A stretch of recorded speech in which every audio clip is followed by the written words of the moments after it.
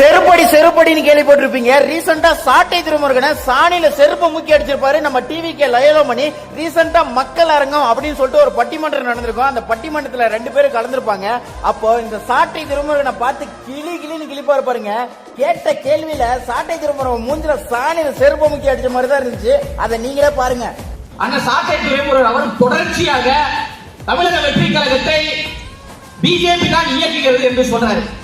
பேசுறதுக்கு அவருக்கு எப்படி தகுதி இருக்குன்னு எனக்கு தெரியல. ஏன்னா 2012 அண்ணன் சீமான் அவர்கள் மும்பையில தாமரை சின்னத்திற்கு ஓட்டு கேட்டாரு. பிஜேபிக்கு 2012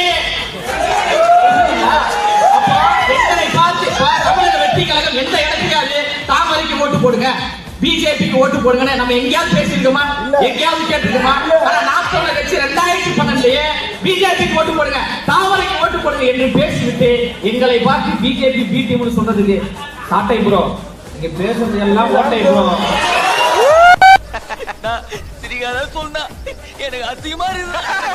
கேட்ட கேள்வியில அப்படியே நம்ம சாட்டை அப்படியே மேலையும் கீழே முழிக்கிறாரு. என்னடா இப்படி வந்து மாட்டிக்கிட்டுமே அப்படின்னு